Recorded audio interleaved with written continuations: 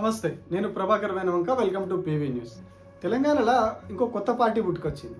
తెలంగాణ రాజ్యాధికార పార్టీ అని చెప్పేసి చింతపండు నవీన్ కుమార్ అలియాస్ తీన్మార్ మల్లన్న అనే వ్యక్తి ఒక కొత్త పార్టీ స్టార్ట్ చేసిండు. పార్టీలన్నీ తిరగడం అయిపోయింది ఆయనకు. ఇప్పుడు ఆయన ఒక కొత్త పార్టీ స్టార్ట్ చేసే పరిస్థితికి వచ్చింది. ఒక పార్టీ నడిపించాలంటే మామూలు విషయం కాదు. చాలా డబ్బుతో కూడుకున్న పని, చాలా ఖర్చుతో కూడుకున్న పని, చాలా రకరకాల వ్యవహారాలు ఉంటాయి అలా. కానీ ఒక మామూలు జర్నలిస్ట్గా నెల జీతానికి పనిచేసిన వ్యక్తి ఒక పార్టీని స్థాపించే స్థాయికి ఎట్లేదు. ఏ రకంగా వచ్చింది, ఇంత సంపద ఎడికెళ్ళి వచ్చింది, ఇదంతా ఎక్కడి నుంచి వచ్చింది ఆయనకి? ఈయన 2014లో V6 ఛానల్ నుంచి బయటకు వచ్చిండు. 2014 నవంబర్లో V6 ఛానల్ నుంచి బయటకు వచ్చి అప్పుడు ఎమ్మెల్సీ ఎలక్షన్లో పోటీ చేసిండు కాంగ్రెస్ పార్టీ తరఫున. ఆ తర్వాత మళ్ళీ కాంగ్రెస్ పార్టీకి దూరం అయిండు. కాంగ్రెస్ పార్టీకి దూరం అయి బహుజన వాదం అని చెప్పేసి ఒకటి వేసుకొని అప్పటి వరకు అసలు ఆయన కులం కూడా ఎవరికి తెలియకుండా అప్పటి బహుజన వాదం అని చెప్పేసి ఒక పాదయాత్ర చేసి ఆ క్యూ న్యూస్ అని ఒక ఛానల్ పెట్టి ఈ వ్యవహారం అంతా నడిపించుకుంటూ కాంగ్రెస్ పార్టీతో కొద్ది రోజులు ఉండి దాన్ని వదిలేసి బయటకు వచ్చి మళ్ళీ కొద్ది రోజులు విశారదన్ మహారాజ్తో తిరిగి ఆ తర్వాత ఆయనను కూడా వదిలేసి ఆయన దగ్గర నేర్చుకున్న విద్య అంతా క్యూ న్యూస్లో ప్రదర్శిస్తూ అక్కడి నుంచి మెల్లిగా బీజేపీ పంచన ఏరి బీజేపీ దగ్గర కొద్ది రోజులు ఉండి అడవై కండువా కప్పుకొని మళ్ళీ కాంగ్రెస్ పార్టీలోకి వచ్చి కాంగ్రెస్ పార్టీలో ఎమ్మెల్సీ అయ్యి ఇప్పుడు మళ్ళీ కాంగ్రెస్ పార్టీకి రాజీనామా చేసి అక్కడి నుంచి పోయి మళ్ళీ సొంతగా పార్టీ పెట్టాడు. ఈ గ్యాప్లో కోదండరామరెడ్డి పార్టీలో కూడా కొద్ది రోజులు తిరిగాడు. ఇట్లా ఇక్కడ ఉన్న పార్టీలన్నీ రౌండప్ వేసేసిండు, అయిపోయింది. ఇప్పుడు తనే ఒక కొత్తగా పార్టీ స్టార్ట్ చేసిండు. క్యూ న్యూస్ పెట్టిన కొత్తలో ఆయన ఒక వీడియో చేసి వదులుతాడు బయటికి. అన్న చాయ్ పైసలు ఇరానా మీరు తాగేటి ₹1, ₹2, ₹3 మీరు ఎంత వీలైతే అంత వేయర్రి, దాని మీద ఒక QR కోడ్ పెడతాడు. పెట్టి మీకు ఎంత వీలైతే అంత వేయండి అన్న చాయ్ పైసలు, ఇది మన బహుజన వాదానికి పనికొస్తుంది, బహుజన ఉద్యమానికి పనికొస్తుంది అని చెప్పి ఆయన అప్పుడు ₹1, ₹2 అని అడుగుకున్నాడు. ఇప్పుడు కొన్ని 100 కోట్లకు పడగలెత్తాడు. ఒక మామూలు నెల జీతానికి పనిచేసి బయటకు వచ్చిన వ్యక్తి, ఒక చిన్నగా యూట్యూబ్ ఛానల్ స్టార్ట్ చేసిన వ్యక్తి ఎట్లా ఇన్ని 100 కోట్లకు ఎదిగండి? మరి ఎక్కడి నుంచి వచ్చింది ఇంత సంపద? నిజంగానే యూట్యూబ్ పెడితే అంత సంపాదిస్తారు అనుకుంటే ఇప్పుడు యూట్యూబ్లో పెట్టిన అందరూ కూడా అట్లనే సంపాదించాలి, కాస్ట్లీ కార్లు కొనాలి, కాస్ట్లీ విల్లాలు కొనాలి, కాస్ట్లీ ఐటమ్స్ వాడాలి, అట్లా చేయాలి. కానీ అట్లా లేదు పరిస్థితి. చాలామంది కూడా నెల ఖర్చులకు కూడా వెళ్ళని పరిస్థితిలో చాలామంది ఉన్నారు యూట్యూబ్ నడిపేవాళ్ళు. మరి ఈయన ఇన్ని కోట్లకు అధిపతి అయ్యి ఎట్లా ఒక పార్టీ స్థాపించేదాకా పోయి, అది కూడా ముందేమో బహుజన వాదం అన్నాడు, ఇప్పుడేమో కేవలం బీసీ ఉద్యమం అని చెప్పి తిరుగుతూ ఉన్నాడు. రెడ్లను తిడతాడు, వెలమలను తిడతాడు. అందరినీ ఎక్కడ కూడా బీసీలు తిట్టమని చెప్తలేరు. మేము వాళ్ళని తిడతాం, రెడ్లను తిట్టాలి, బీసీలను తిట్టాలని బీసీలు ఎవరు కూడా చెప్తలేరు. కానీ ఈయన పోయి తిడతాడు. తిట్టి అంటే మీడియాలో హైలైట్ కావడం కోసం రెడ్లను తిట్టి వీళ్ళని తిట్టి మీడియాలో హైలైట్ కావాలి, మీడియాలో కనిపించాలని చెప్పుకుంటూ పోతూ ఉంటారు. యూట్యూబ్ నడిపే క్రమంలో ఈయన మీద చాలా ఆరోపణలు వచ్చినాయి. చాలా మందిని బెదిరించి డబ్బులు హోల్ చేసుకుంటాం, చాలా మంది కేసులు పెట్టారు ఈయన మీద. చాలా కేసులు కూడా ఉన్నాయి ఇప్పటివరకు ఆయన మీద. జైలుకు కూడా పోయొచ్చాడు. అట్లా పోయొచ్చి అక్కడ మరి నిజంగానే బెదిరించిండు కాబట్టి ఈ రీతిగా డబ్బులు వచ్చి ఉండొచ్చు. ఆ భూములు కావచ్చు, రియల్ ఎస్టేట్ దందాలు కావచ్చు, కాస్ట్లీ కార్లు, కాస్ట్లీ విల్లాలు, ఇవన్నీ సంపాదించుకొని ఇప్పుడు ఒక కొత్తగా పార్టీ స్థాపించాడు. మరి స్థాపించి బీసీలకు ఏం చేస్తాడు? ఇన్ని రోజులు ఏం చేసాడు బీసీలకి?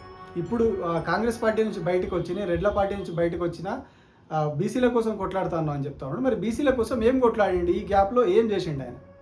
ప్రతి చోట తాను హైలైట్ కావడం తప్పితే బీసీలకు రాజ్యాధికారం, బీసీలకు ఎదగాలి అంటాడు. మరి బీసీల కోసం ఎంతమందికినే పేదలకి డబ్బులు దానం చేసి వాళ్ళ ఆర్థికంగా ఉన్న వాళ్ళను కాపాడిండో తెలియదు. కానీ ఈయన మాత్రం హెలికాప్టర్లో తిరుగుతాడు.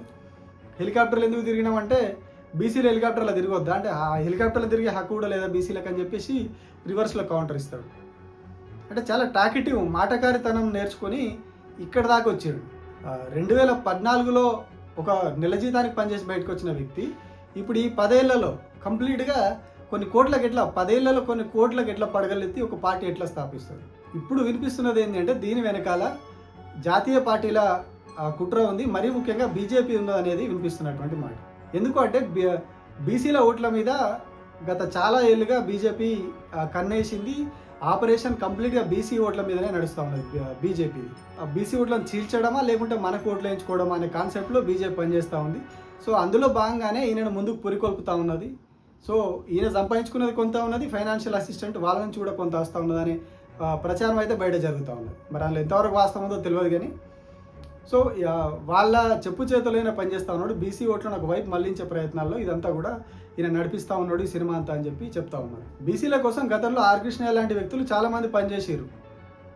ఎప్పటి నుంచో జమానా నుంచి వాళ్ళంతా కూడా బీసీల కోసం అని పనిచేసుకుంటూ పోతూ ఉన్నారు.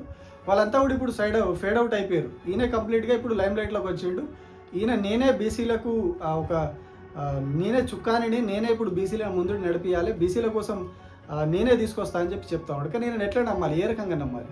4-5 పార్టీలు మారిండు, 4-5 రకాల స్టేట్మెంట్లు మార్చిండు, పూటకు ఒక మాట చెప్తాడు, టీవీలో పోయి ఒక మాట చెప్తాడు పొద్దుగాల, ఆ తర్వాత ఇంకో దగ్గర పోయి ఇంకొక మాట చెప్తాడు, రెడ్లను తిడతాడు, వెలమలను తిడతాడు, వేరే కులస్తులను తిడతాడు. ఎక్కడ కూడా ఎవరు తిట్టమని చెప్పలే ఆయనకి, కానీ ఈయన తిడతాడు, తిట్టి ఈయన హైలైట్ అవుతాడు. మరి ఈ రకంగా తిట్టుకుంటూ పోతే బీసీల మీద మిగతా వాళ్ళకి ఏహ్యభావం వస్తుంది తప్పితే ఎట్లా వీళ్ళకు హక్కుల సాధనకు ఈ తిట్టడానికి ఏ సంబంధం? కేసీఆర్ను తిట్టి ఈ 10 ఏళ్ళు కేసీఆర్ను తిట్టడం వల్లే ఆయన హైలైట్ అయ్యిండు. తీన్మార్ మల్లన్న అనే ఒక వ్యక్తి ఇప్పుడు తెలంగాణలో ఉన్నాడు బికాజ్ ఆఫ్ కేసీఆర్ను తిట్టడం వల్ల. కేసీఆర్కి మారు పేర్లు పెట్టడం, కేసీఆర్ మీద ఒక షార్ట్ ఫిలిం చేయడం, రకరకాల పేర్లు పెట్టి తాగుబోతని, పోషెట్టి అని, తైతక్క అని, డ్రామారావుని రకరకాల పేర్లు పెట్టి చేసి ఆయన ఇప్పుడు నిలబడ్డాడు. దానికి జర్నలిజం అని ఒక ట్యాగ్ తగిలించుకొని ఇన్ని రోజులు నడిపించి ఇప్పుడు ఒక రాజకీయ పార్టీ పెట్టి పోతా ఉన్నాడు. సో ఇట్లాంటి వ్యక్తిని ఎట్లా నమ్మాలి బీసీలు? మరి ఏ రకంగా ఆయన నమ్మి మళ్ళీ ఈయన నిజంగానే బీసీల కోసమే కొట్లాడతాడు, నిజంగానే బీసీ వాదంతో ముందుకు పోతాడు, బీజేపీకి సహకరించాడు, లేకుంటే మళ్ళీ కాంగ్రెస్లోకి పోడు, ఇంకొకసారి మళ్ళీ కోదండరామ్ సార్ దగ్గర పోయి కలవడు. గతంలో బహుజనవాదం ఎట్లయితే తిరిగి దాన్ని పక్కన పెట్టేసిండో ఇప్పుడు మళ్ళీ కొద్ది రోజులు పోయినాక మరి దీన్ని కూడా పక్కన పెట్టాడు నమ్మకం ఎట్లా? దీని మీద 7200 అనేదో నినాదం పెట్టి కొద్ది రోజులు తిరిగిండు, అదైపోయింది, ఇప్పుడు దాన్ని పక్కన పెట్టేసారు. ఇట్లా ఈయన ఎత్తుకున్న నినాదాలు చాలా ఉన్నాయి. చాలా నినాదాలు ఒకసారి ఎత్తుకొని కొద్ది రోజులు పోయిన తర్వాత దాన్ని పక్కన పెడతాడు. అంటే పోవడానికి ఒక గాడిద కావాలి నాకు, ఏదో ఒక గాడిద ఎక్కిపోతా అని చెప్పి గతంలో చెప్తాడు ఆయన. సో ఆ చెప్పినట్టుగానే కొద్ది రోజులు ఒక నినాదం పట్టుకొని ముందుకు పోవడం, ఈయన అనుకున్న లక్ష్యాలు సాధించంగానే దాన్ని పక్కన పెట్టేయడం, మళ్ళీ ఇంకొకటి ఎత్తుకోవడం, మళ్ళీ కొద్ది రోజులు పోవడం, మళ్ళీ పక్కన పెట్టడం, ఇదంతా రెగ్యులర్ ప్రాక్టీస్ ఈయనకి. మరి సో ఇప్పుడు ఈ బీసీల కోసం అని చెప్పేసి బీసీలకు రాజ్యాధికారం తెస్తా అని తెలంగాణ రాజ్యాధికార పార్టీ అని పెట్టి మరి ఈయన ఏం సాధిస్తాడో చూడాలి. Thank you.